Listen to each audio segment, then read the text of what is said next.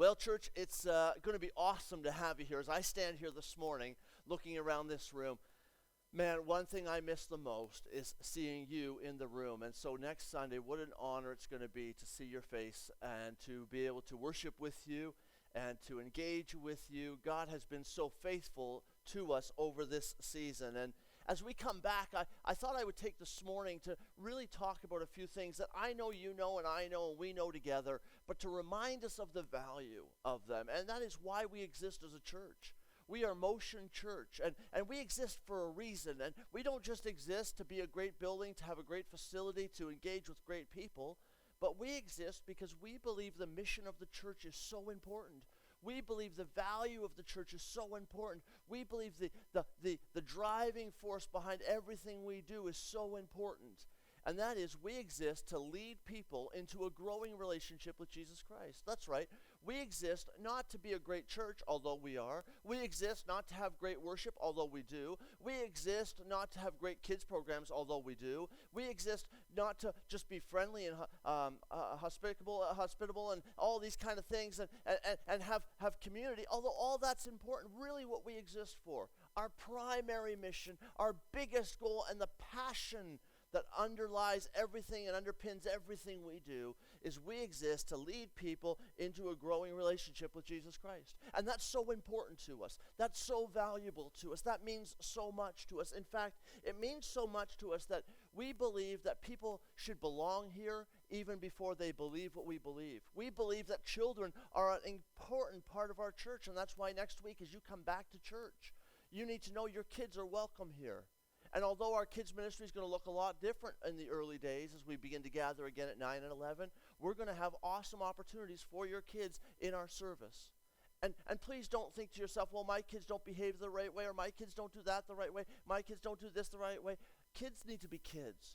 And at Motion, one of the things that we value is that we allow kids to be kids. If you've been with us at all very long, or you're newer to our church since we've been watching online, or you've been connecting with us through social media, I want you to know that we just love kids, and we love kids to be kids.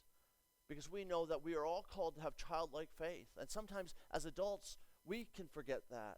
And so we want kids to be kids. We want kids to experience the presence of God, just like we want every adult to experience the presence of God. So we invite kids to be kids.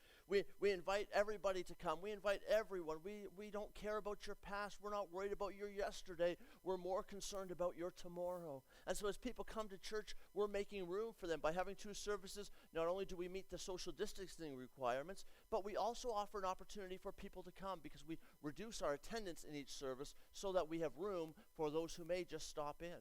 And so that's really, really important to us that we value these things. And as you look around our church and as you engage with what we've been doing online, you've seen Chantel with kids on Wednesday mornings, and Pastor Dom and the team doing youth for junior high and senior high. And as you've seen coffee convos, and as you've seen all these different things that have been happening, our services streamed online with the words on the screen as you sang this morning, and our team producing awesome opportunities for you to engage in worship.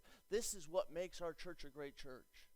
All these people contributing and adding value. And while you've been out of the building and we've been here doing recording and producing services, can I tell you something? There have been people coming in and out to do things along the journey, to fix up things, to tweak things, to prepare the way so that when you come back, our building is ready for you. And so we're excited about that. I can confirm this morning that as we come back next week, we are able to meet all of the government regulations, as well as even beyond that, make sure the building is extra safe, so that we can confidently invite you to come without worry or fear, but know that it's a safe and healthy environment for you and your family. And that's so important to us.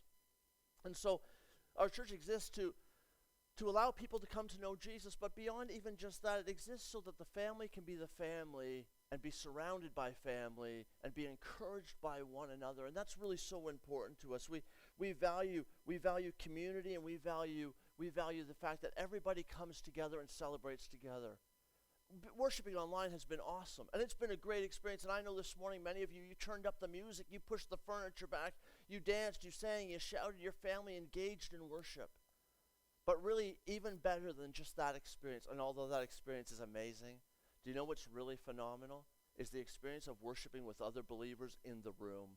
And nothing outdoes the experience of corporate worship as we call on the name of God together, as we call on the name of Jesus, as we celebrate what God has done, what he is doing, and we believe God for what he will do.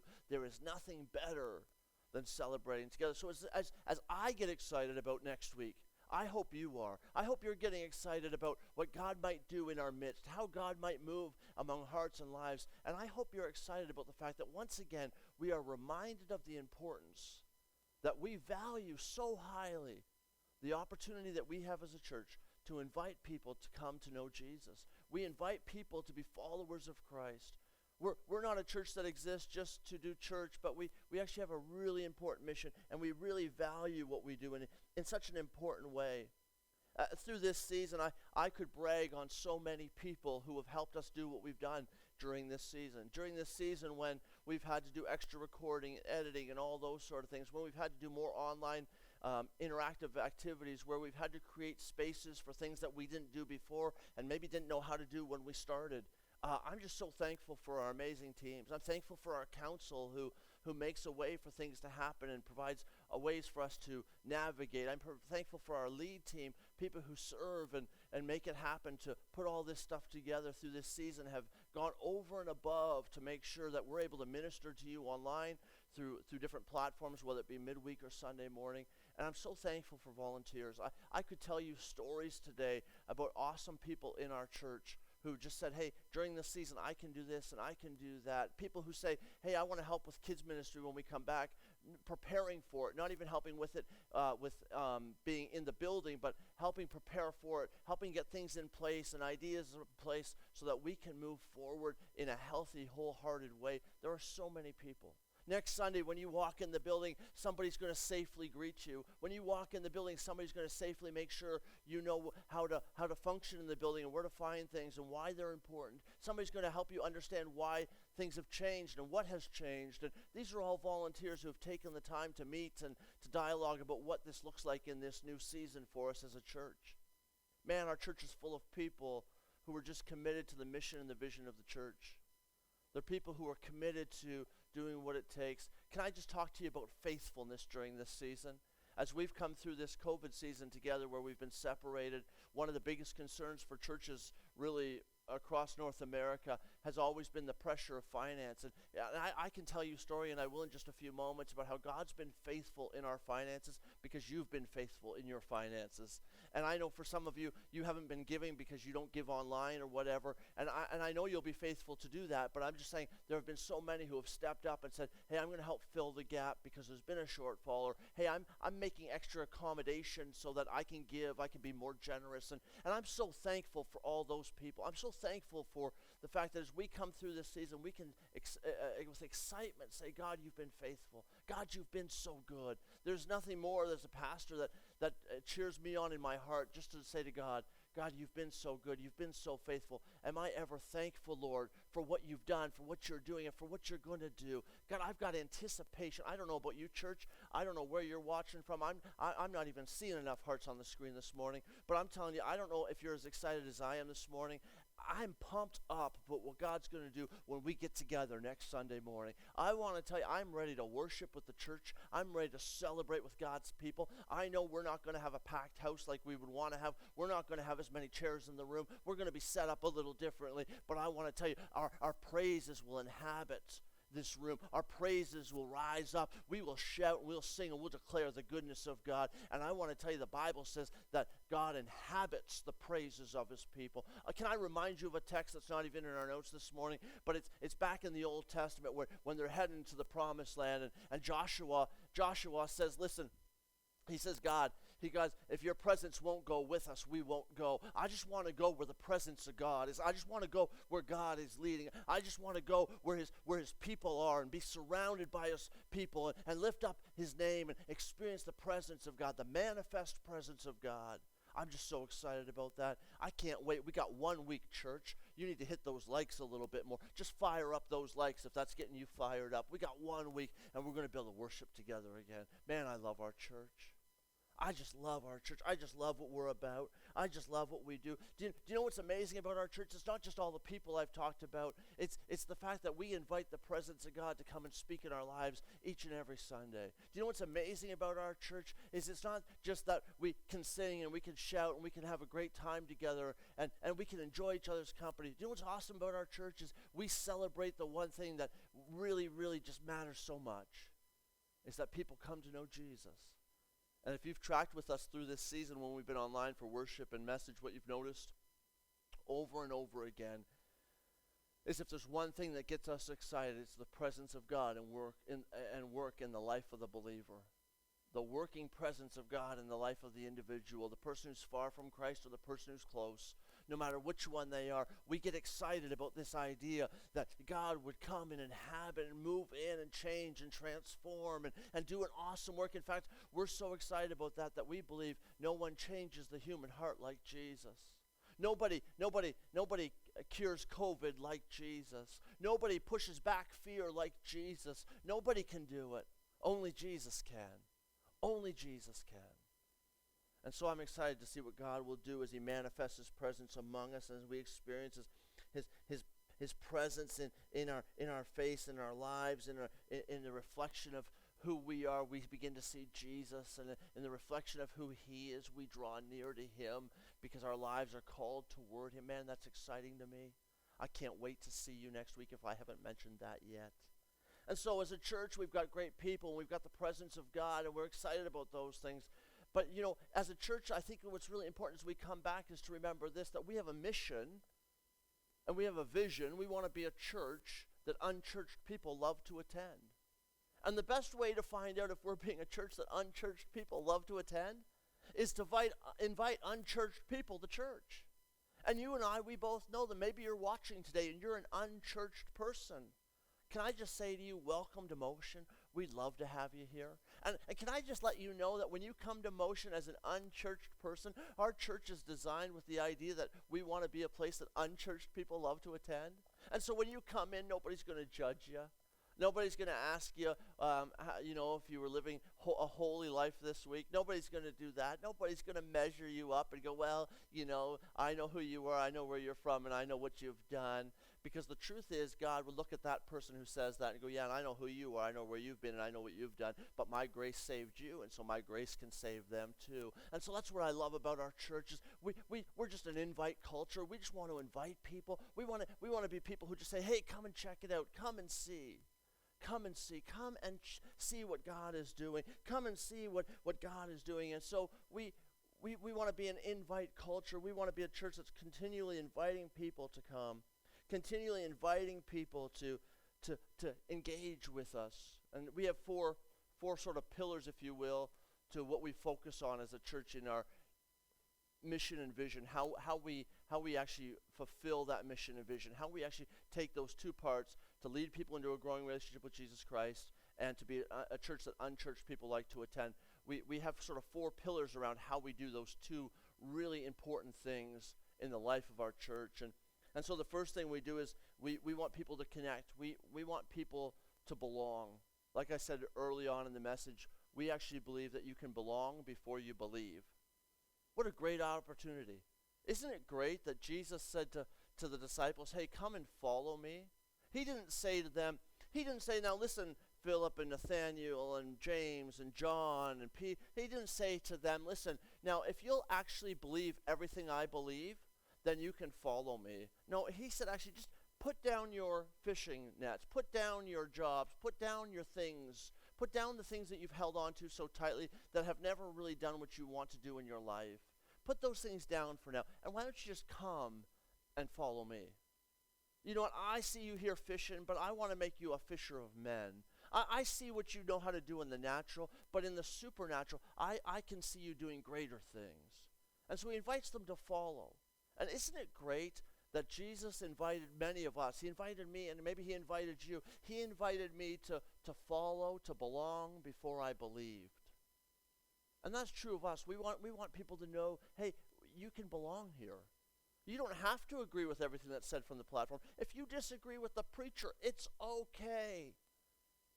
We just want you to hear the preacher out. We want you to hear the idea. We want you to think about it. And maybe someday, after you've belonged long enough, you might actually start to believe because of what you see. But the only way to see it is to be present. And the only way to be present is to belong. And the only way to belong is to say, I'm going to give this an honest try. And so we invite people to belong, to connect, to get involved. Maybe you belong to a small group or a life group. Maybe your kids belong to our kids program, or maybe your teenager belongs to our breakaway student ministry program, and they found their place to belong.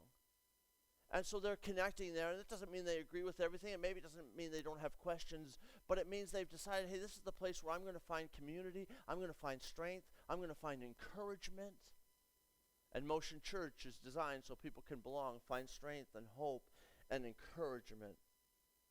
The thing we're really focused on is people belong, as we're focused on the fact that a conversation and a relationship and somebody to challenge what I think is so important. I need people around me who will challenge my thinking, who will help me to think outside of the box that I oftentimes think in, because I've built my own little box and you have too.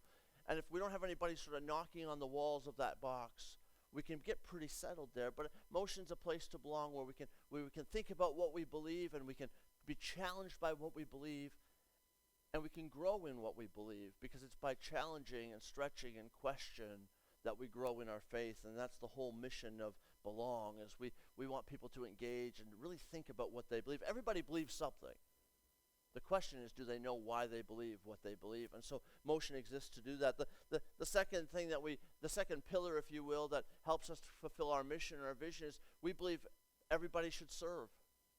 And as I said early on in this message, everybody who makes all these things happen, they're serving. People serve in our cafe, they serve in our kids ministries, they serve in our foyer, they serve in our online experience, they serve by helping do work around the church, they serve by maybe preparing for an event, they serve by preparing for our party next weekend. Oh, did I mention there's a party next weekend? People are serving to get ready for that party. You don't want to miss that.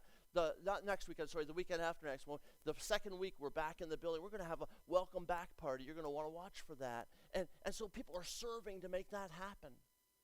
And so people serve, and we encourage people to find a place to serve, because here's what we know about serving. Serving helps me grow. None of us signed up for a job that we knew exactly how it was going to go. None of us signed up to volunteer anywhere in life where we knew all the answers when we started. But we signed up because we had a passion and an anticipation that we wanted to serve there, and we were committed to learning as we go. And one of the other key points to here is that we believe everybody should serve because everybody needs to learn and grow together. And we're okay with mistakes because mistakes happen and mistakes are human. And we help each other along that journey. And so we encourage people to serve. As I told you earlier, there are people who serve who make our church great. And that's why you have a great experience this morning. The reason you're able to see me this morning, the reason you enjoyed worship this morning is because people serve. And so as we come back to church next Sunday live and in person, we're going to be looking for people who say, hey, I want to be a part of the A team. We're going to be looking for people who say, I want to serve. I want to be a part of what makes this church work, because I love what this church does. And I can't just sit on the sideline and watch it happen. But from home, or from the pew, or from the foyer, or from the cafe, or from the door greeter, or maybe the cleanup crew, or the events crew, or whatever team it is, I just want to serve somewhere because I love what this church is about. And yeah, you can even serve from home. We have opportunities where if you're engaged with our church and you're like, I just want to serve from home because I can't come back next week. There's some reasons why I can't come back, immune deficiencies or whatever the case might be, and I just can't come back, or maybe I'm sick, or maybe I have medications that won't allow me to take that risk. Hey, we got places for you to serve, because just because you're not in the room next Sunday doesn't mean you're not part of the church. Somebody. Our church family is much larger than who's in the room. Our church family is those who call Motion home. And just like you'll see next week, we said, welcome home. It's not about where you are, it's about who you are and how you engage. And so we invite people to serve. The third thing, and I can't wait to talk about this, is we created a church of generosity, and I can't even begin to tell you about the levels of generosity that we've experienced during this COVID season. Well, while our giving is down, I'm not here to talk about giving. I'm actually here to talk about generosity. While we saw a shortfall in giving through COVID that we're doing okay with, but here's what I saw that was even better than that. I saw people come and say, hey, listen, I'm going to make this happen, and this is our church, and we're going to invest in this. This is over and above our regular giving. We've got resource, we have ability, and we want to do this. We want to get this project done, and so we're going to make the investment to make it happen. I saw another church reach out to us and say, hey, we want to plant a seed in good soil, and we believe your church is good soil, and so we want to make a financial investment so you can purchase some equipment to do what you do online, because we love what you do online, and so we're going to plant a seed there. I saw people who were far from Christ and far from this church who said, hey, listen, I want to make an investment in what your church is doing, because even though I don't necessarily believe what you believe, I don't agree with what you say all the time, I love the fact that you're there for the community, and I want to do that. I met somebody on the street as I was coming into the office one day to do some work. It was a recording day for us, and I met somebody in the street who was walking along the sidewalk, and I was just sharing with them about how we're having a great time, and it's a challenging time, and they were talking about our roof on the south-facing roof. We have to do some repairs from some wind damage and stuff like that, and they just reached in their wallet and said, here, listen, let me give you this to put in the offering plate, or to put in the offering to help towards the roof project. But there's been so much generosity. And so not only do we believe that we're an invite culture and we're a serve culture, but we believe we're a generous culture. And I'm so thankful. I'm so thankful for what God is doing in those areas. I'm so thankful for people who have stepped up and said, hey, I'm going to make this happen. I'm so thankful for people who have said, hey, listen, I don't have the funds to do, but I have the ability to do. I can't give over and above my regular giving, but I can give my time here, and I can make an investment here in this area or that area. Man, God has been so good to our church.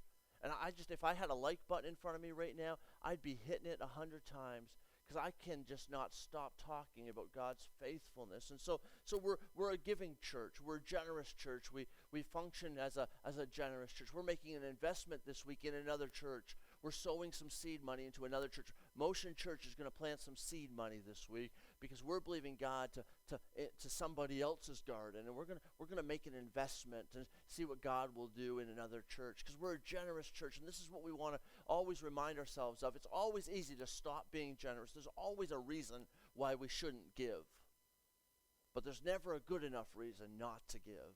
And so as a community, we not only want to encourage people to serve and to belong, to connect and to serve, but we also want to encourage people to give, and giving is so important. And many of you have been so faithful to give online. You've gone to the website, or you've e-transferred, or you've dropped off your tithe, or you've arranged for pickup, or whatever the case might be, and your faithfulness has been amazing. We're so thankful for that.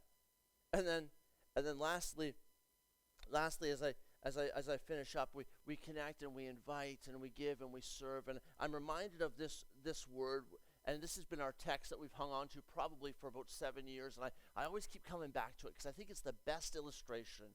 And this is where I want to end this morning. It's in John chapter 1, verses 45 and 46.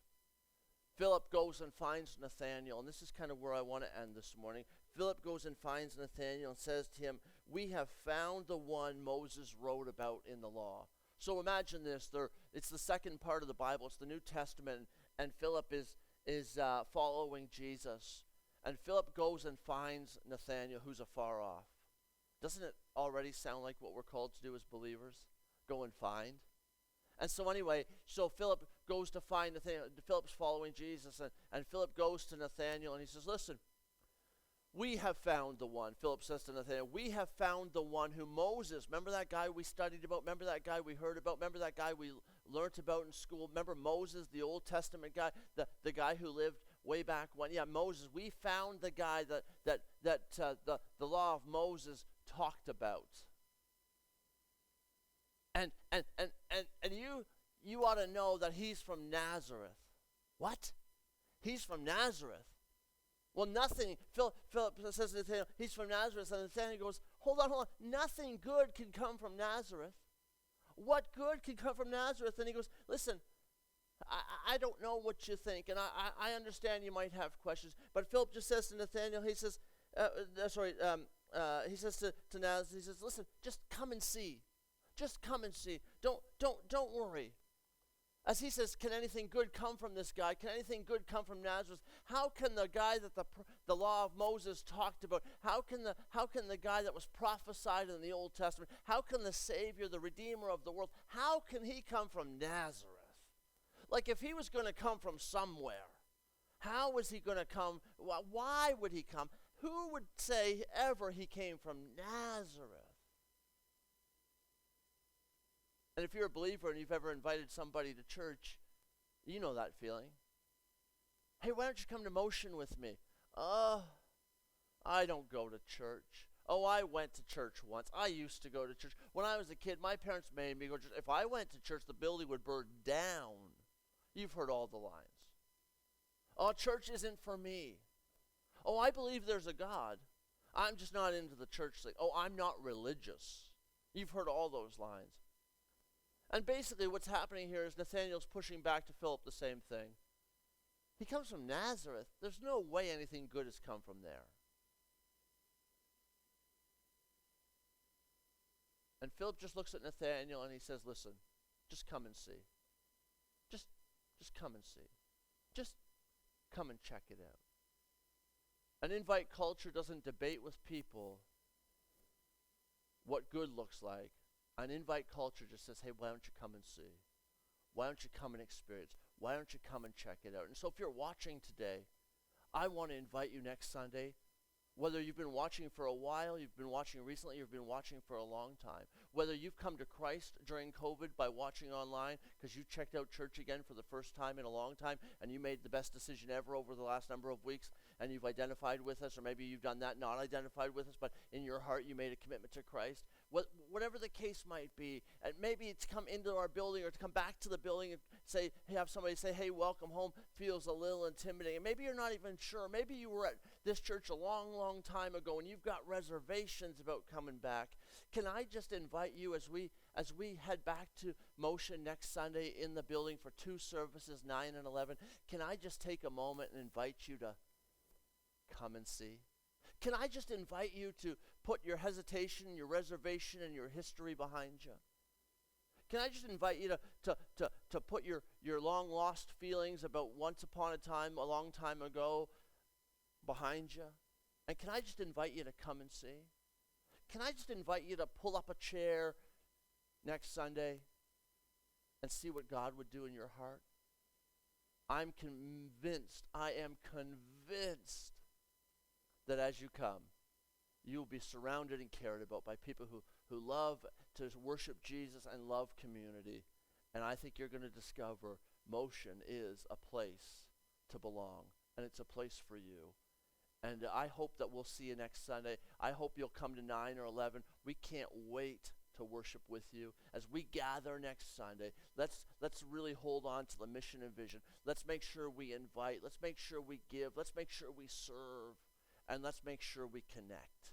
Let's take time to connect. Let's take time to give in our service, give in our attitude, give in our hearts, give in our tithes and our offerings, give in every area. Let's make sure we connect by connecting with one another, by giving through finance. Let's make sure we serve somewhere. Find somewhere to serve. Even from home, find somewhere to serve. Make sure you serve by sharing with other people the invitation to come and see. And then, you know what, next Sunday, let's just make sure we invite somebody to church. Next Sunday, be a bringer, and let's see what God will do. Let's pray.